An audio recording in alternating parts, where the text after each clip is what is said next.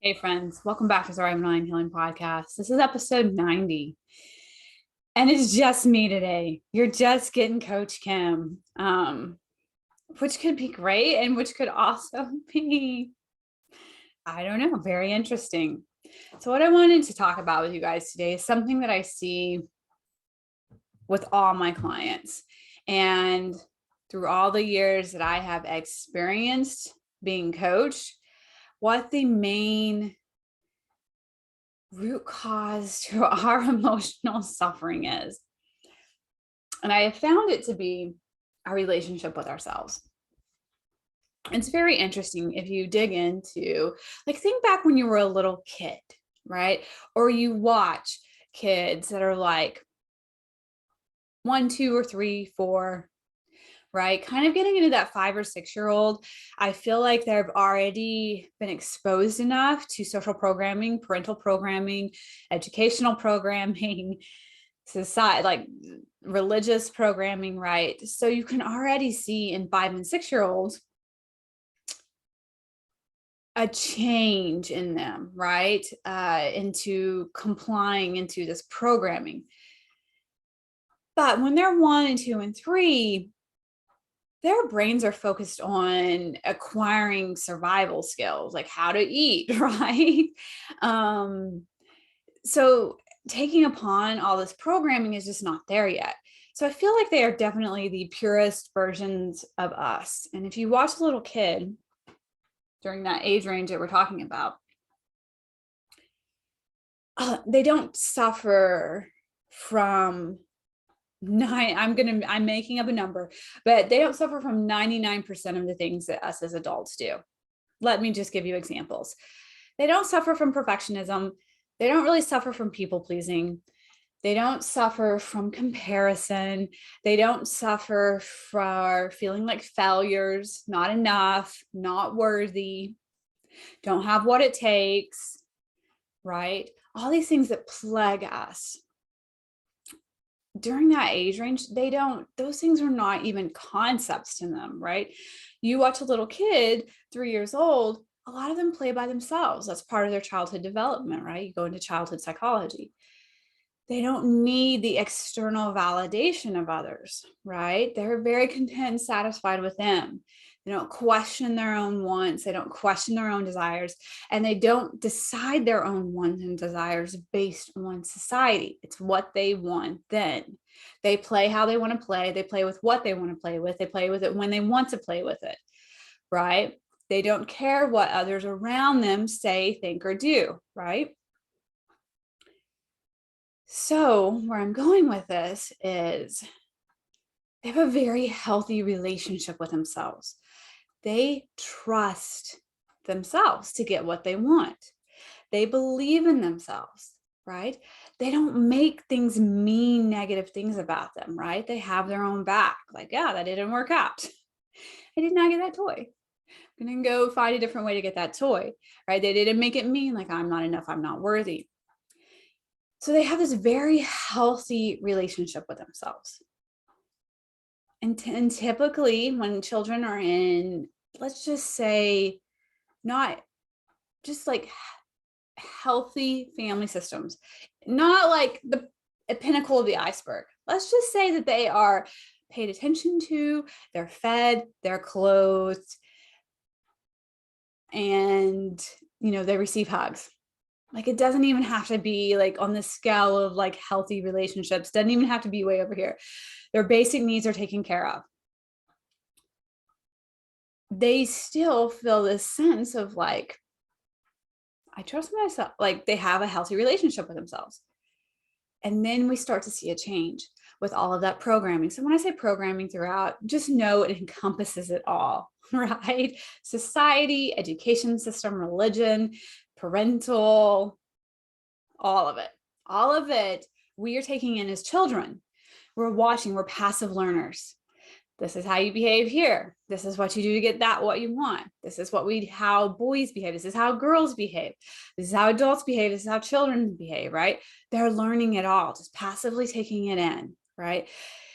And the human brain works the way the human brain does. So we've talked about this so many times, the primal brain is all about avoid pain and suffering, mental, emotional, physical, seek pleasure, and utilize as little energy as possible, right? Its main reason for existing is our survival. That's it. It does not care about goal achievement. It doesn't care about self-actualization. It doesn't care about whether you feel worthy or enough, or you reach your full potential, or you reach your goals. It does not care. It's all about survival. So we take that part of our brain, the survival part of our brain, and then we take all this programming. And all of this programming then, and the survival part of our brain, starts to deteriorate our relationship with ourselves. And you see it so clearly. You see children from 1 to 3, 4, great relationship with themselves. And then we start getting into 5 or 6. I have a niece, or she's in kindergarten, and she's already said this statement to me twice. That girl is prettier than me. Okay. She's already started to learn social programming or programming, period. Lots of programming from different areas, okay? Then we see it continually evolve. 8, 9, 10, 11, 12, 13. We hit the teenage years. The programming has already been laid. 0 to 7 is the development years where we are creating our beliefs about the world, our beliefs about ourselves. Okay, so by the time we even hit teenage years, we are already programmed heavily.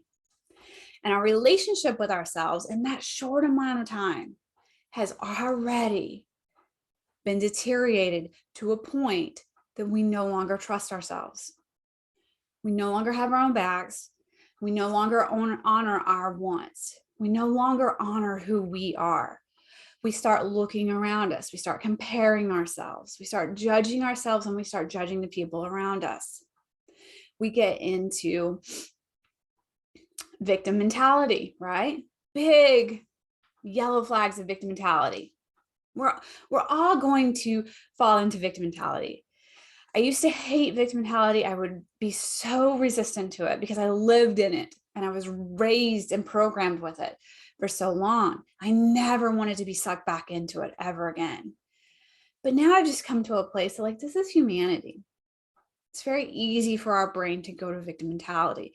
Nothing has gone wrong here, okay?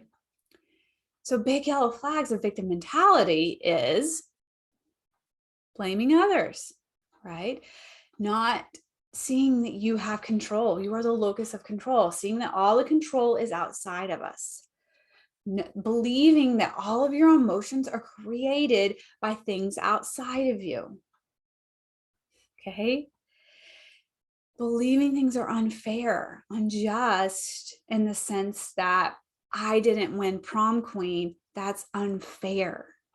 The world's out to get me. I'm always the one with the losing shortest straw, right? That sense is what I'm talking about when unfair and unjust, okay? I'm not saying that there's things that are unjust in the world. You would basically have to be ignorant to say that. So I'm not saying that. What I'm saying is when we see the world from our perception, that things are unjust and unfair personally to us because basically we're not getting what we want. That is signs of victim mentality. So through this victim mentality and this programming and this deterioration of our relationship with ourselves, it creates basically a life of like suffering. I'm not enough. I'm not worthy. Just really trying to grit and grind our way through life. So no wonder a lot of humans believe that this life is miserable. That we just have to kind of survive our way through this human experience, right? No wonder, and I am not bagging on religion, okay? We all have our personal choices and personal beliefs, and I respect and honor those. But no wonder it's so appealing to align ourselves with a religious system or even a thought system that it will be better there than here. You guys know I was raised in Christianity. Christianity tells us heaven is where it's at. It's where life is good. You'll get all the things you want. You'll have riches. You'll have your mansion, right? You'll be with all your loved ones. That's when you get to enjoy life. Here, here's the grind. Here's where you're going to suffer. You have to suffer here to get there, right? That's why it's so appealing to us, is because we suffer so much here and we think it'll just be better there. And a lot of us are very driven and ambitious because we also believe in this life, the human experience, that there is better than here. When I make $1 million, then I will feel secure. Money will make me feel secure. I will feel enough. I will feel worthy. I'll have proven myself, right? Like I was totally in that mindset when I started out. When I started my business, that's what I wanted to prove myself, prove my worthiness and prove my enoughness, okay? And then we go after it. We go after the XYZ, and the problem is the bar continually moves on us. So we say, I'm going to lose 15 pounds. I'm going to be a size 4. Then I'll be happy. You lose the 15 pounds, you get to the size 4, and you're not happy. This is happening to so many people. So then they just move the bar again, drop the weight. Maybe when I get to a size 2, still not. Or when I earn this degree, then I will feel enough and I will feel validated. I'll feel like I'm intelligent and smart. Doesn't happen. You go get another degree, you get a promotion, you get married, you have children, you buy the house, you go after the American dream.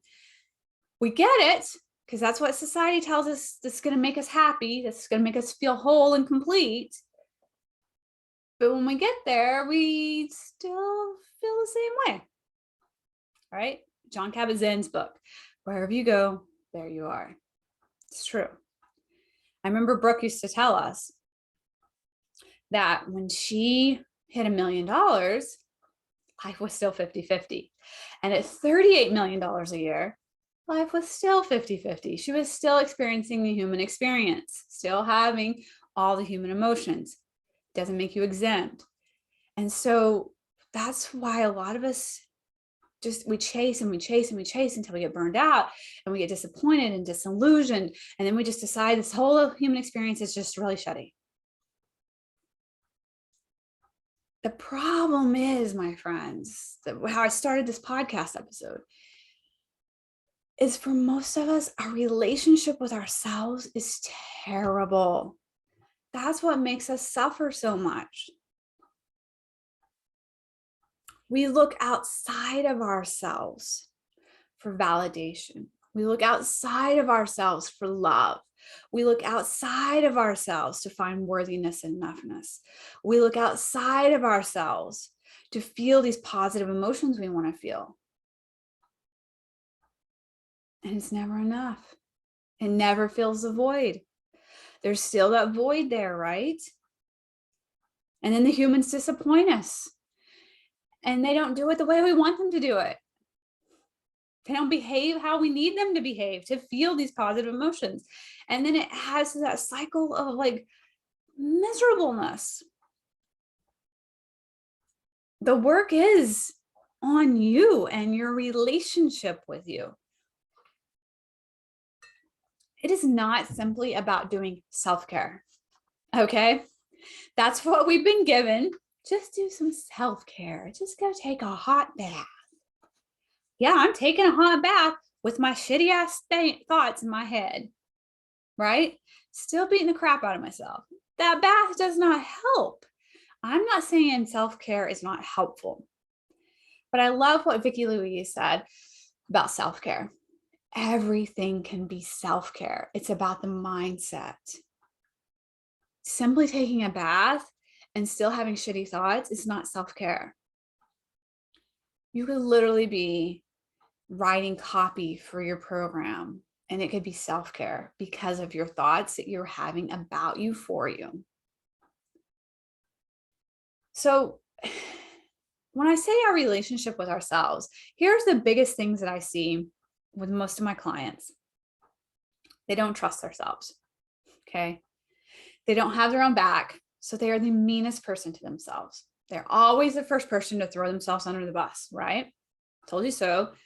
You're so dumb. You should have done it differently. You should have known better. You should have done it differently. Okay.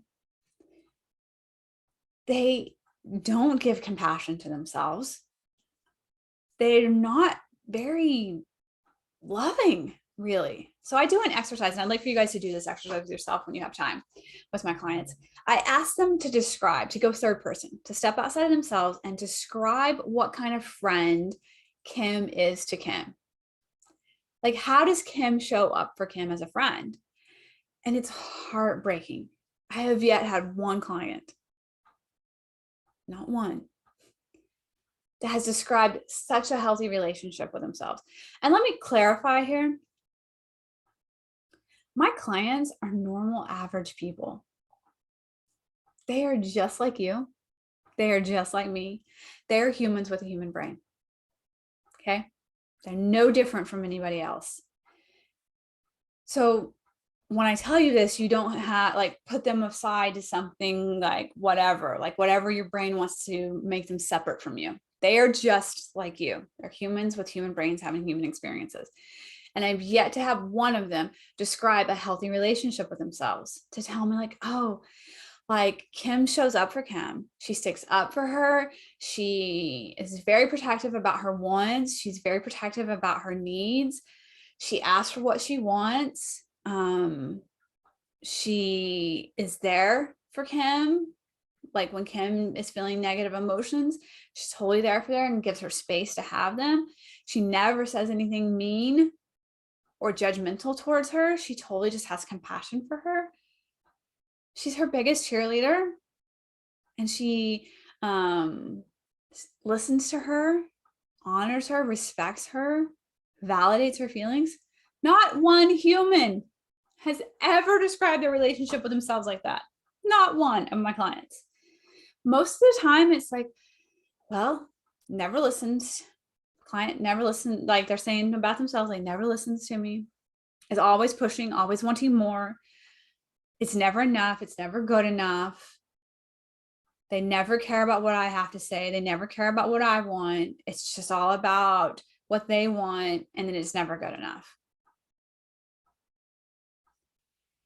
And so when they describe this friend to me, I write down all the characteristics and then I repeat back. So this is what I'm hearing, what kind of friend you are to you. You're really pushy. You're very demanding, very neglectful, only show up when you want something or need something. Always complaining. You never measure up, and they point that out. They're always judging you. They're like, yeah. I'm like, would you be friends with someone like that? And they'll always say, no, I would never be friends with that person. What kind of friend is that? Would you describe that? Is that person a good friend, a loving friend, a mean friend? Is it an abusive relationship? Right? So then they can see, oh, I see. I see how terrible I am to myself. And when we are terrible to ourselves, we have no other choice than to go outside of ourselves to find comfort, to find love and affection and validation. And it's never enough because it's always in small dosages, and we're getting large dosages every day of viciousness and meanness and disappointment and judgmentalness. So outside of us can never give us a high enough dosage to make us feel good about ourselves. That's why it's so important to heal your relationship with you. And it cracks me up that society says that when we invest in ourselves, right? When we invest in ourselves for coaching, when we take time to do self-care, when we invest in ourselves with self-help, or we do things to make ourselves better, it's air quote selfish. You want to know why it's air quote selfish? Two reasons. because people project all the time and it makes them super uncomfortable to see someone else trying to better themselves because it reminds them that they are not taking care of themselves. Okay, misery loves company. Second thing, that does not benefit the financial bottom lines of institutions. When we feel complete and enough and worthy because we have a healthy relationship with ourselves, we don't go spend all of our time buffering. We don't go retail shopping all the time for retail therapy. We don't eat all the time to eat our emotions away, to feel a different emotion, right? We don't go buy alcohol and drugs to numb it out. We don't go and check out with Netflix and social media, right? All these things are fine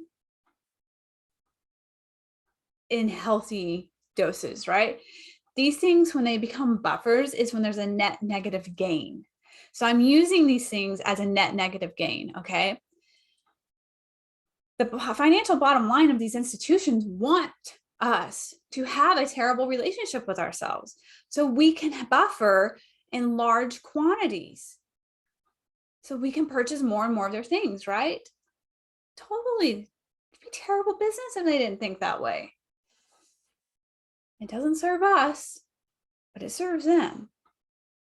So of course there's not talk about your relationship with you. And of course they're going to make us feel shame and selfish for wanting to be better, wanting to be healthier. Of course they want us to think that this experience here as humans is hard and suffering and terrible. And you just got to be good enough to get to the other side where it will be good. Of course, it serves those institutions. Here's the deal though. When you see humans that have a very healthy relationship with themselves,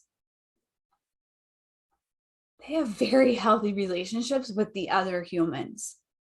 They don't use the other humans to make them feel better. They don't need to control the other humans to make them feel in control.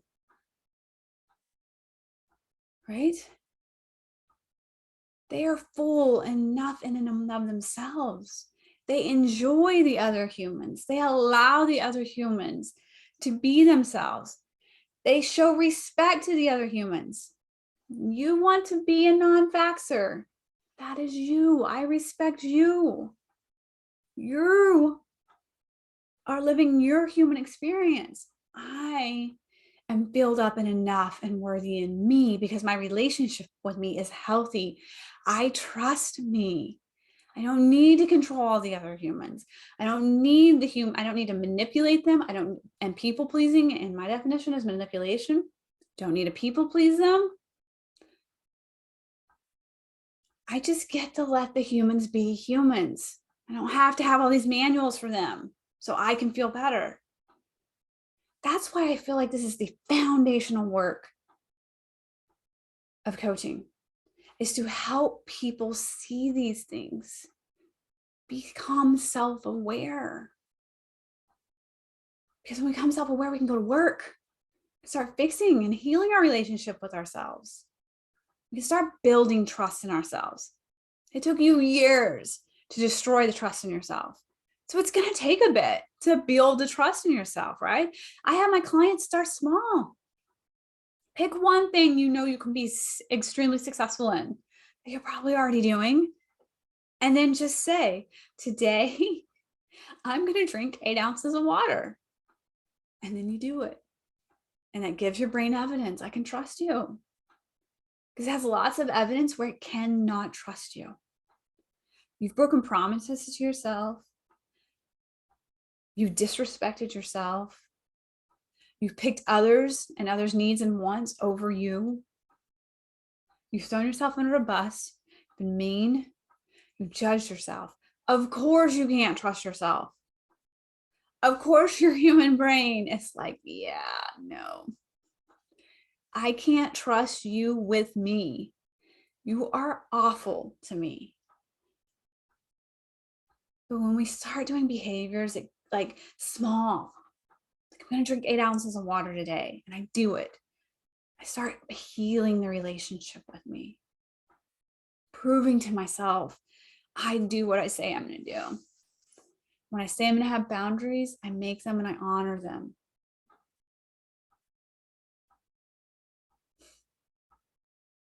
You start small.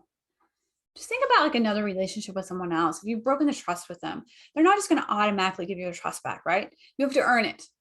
You have to make small investments and earn it. Same thing with yourself. Small investments and you earn it. You do what you say you're going to do. You choose what you want. You honor your wants. You honor your needs. It's not selfish. Because when you honor your wants and your needs, it's so much easier to honor somebody else's wants and needs. And you don't use the person, you don't manipulate the person, you don't people please the person to meet your needs. You come and you show up in the world so much more cleaner. Okay? And then you start having compassion for yourself. Last episode, I gave the example of the arena. And I love this example so much, right? I want you to imagine yourself and imagine like the hardest time in your life, okay? And go back to that place. For me, it was like when I was 16. And I imagined that 16-year-old girl and I was dating a boy at a time that was a senior. I was a freshman and I was just a bet for him, right? And he got very angry because I was a virgin and I did not want to have sex with him. And he yelled and he hit the dash on the truck and my brain became hijacked. Okay. It went into fight, flight, freeze, or fawn. And it chose fawn, just comply so we can stay safe and get out of here. Coercion, right? Manipulation, emotional and verbal abuse. Okay, get it. But when what I had done is I could see Kim in the arena with that lion. And you know what I did? I separated myself from her and I went and sat in the stands. And I looked down at her fighting this gets me choked up every time.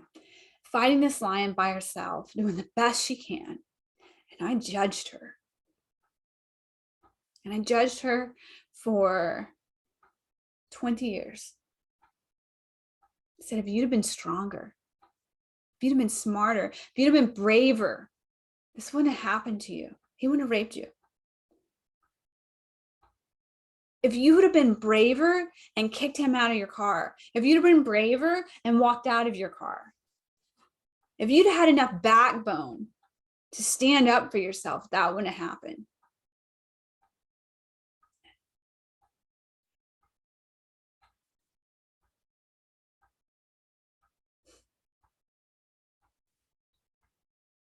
Versus me getting my ass out of the stands, going back into the arena with her and saying, I know you did the best you could. I know you're fighting like hell and you're doing the best you can. And I know that your brain and your nervous system was hijacked and you just did the best you could to survive in that moment. And I'm not going to judge you anymore. I'm here with you to fight beside you and with you and for you. And I decided after that example that my coach took me through, I would never abandon her again. I would never do that to myself again. I would always vow to stay in the arena. And I would not go sit up in the stands again. And that is what compassion for yourself looks like. We don't do it. We just sit up in the stands on our high horses. We judge and we think we just know it all. And we boo and we cast shame on ourselves and our past selves. It's how they're just doing the best they can. No wonder we're suffering so much. No wonder we are so fucked up with each other. And we use and we manipulate, and humanity is where it is. If we are that cruel to ourselves, Of course, we're that cruel to one another. But that's what's having your own back, right? This is part of the journey of healing your relationship with yourself, is getting back in the arena and having your own back. Going through life now and making decisions, choices, showing up, and just deciding, even if the decision goes south, I will not beat myself up. I will not shame myself. I will not talk crap to myself. I will stand beside me and realize I made the best decision I could. It didn't work out how we wanted it to, but we did the best we could. How are we going to pivot now? And what does loving ourselves mean? I have a couple clients that we talk about loving ourselves. I just don't know why to love myself again. What is loving myself?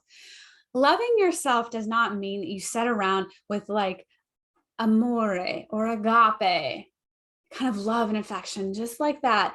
Imagine like infatuation, right? All these butterflies. You're so amazing, Kim. No. Loving yourself means I honor me. I honor my wants. I ask myself what I want. And then I figure out my reason why. And I like my reason why, and I have my back. No matter society, if it's against society's rules, standards, whatever. If I want it and I like my reason why, then I respect me. It's being loyal to you, honoring your boundaries, being willing to risk relationships, being willing to allow people to be wrong about you, not hiding, not people pleasing, right? Not hiding your truth, not playing small. It's about saying, yeah, I'm going to take up space. This is what I want in life. This is what I need. I'm going to ask for it and I'm going to go get it. These are my boundaries. I'm going to respect my boundaries. I'm going to say my truth, and it may risk the relationship with you, but I will not disrespect myself. I will not dishonor myself.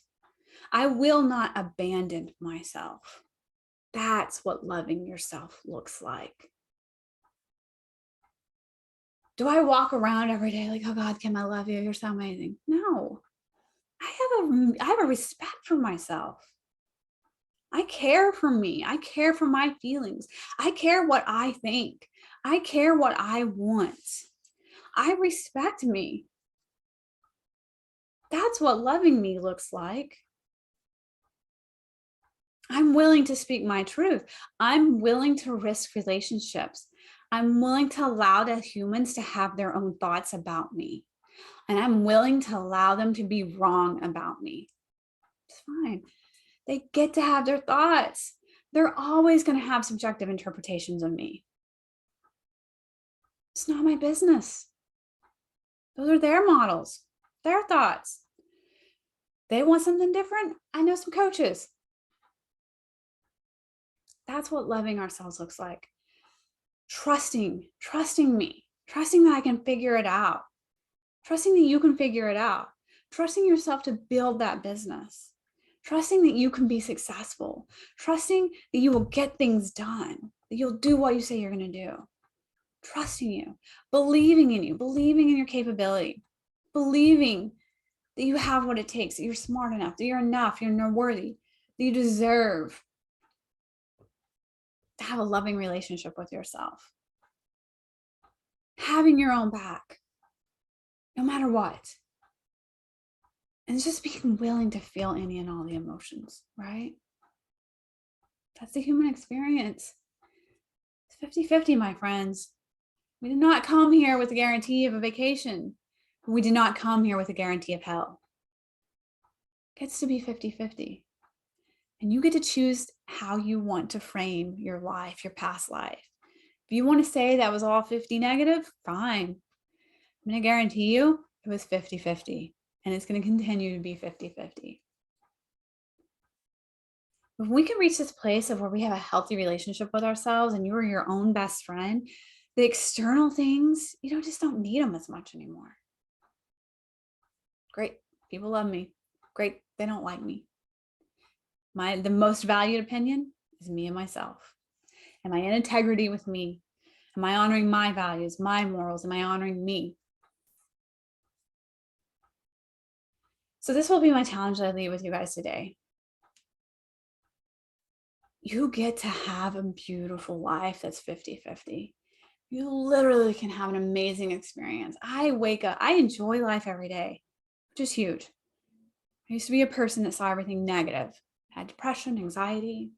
I mean, so much so, right? I ended up in a psych hospital for suicide because my brain was filled with negativity and that this world was horrible and it was hard. And I just wanted to get it over with and get to the other side.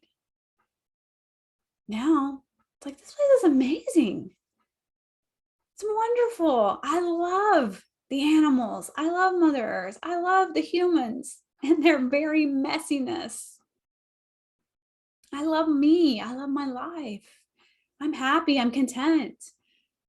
I push myself, push my potential, go after my dreams. I push my clients to go after their dreams, to become so empowered in their life. They feel so grounded, not tossed around by society and others. They feel so grounded in themselves that they're just confidently calm and certain about life, willing to take and do whatever to experience life fully, not hide anymore. That's the gift of healing your relationship with yourself. And I encourage you guys to be willing to go do the work, to heal your relationship with you, to see that this is the most important relationship, the most valuable work that you will ever do here on earth. If you want to be an air quote good human, leave a legacy, change generations, end generational trauma in your family,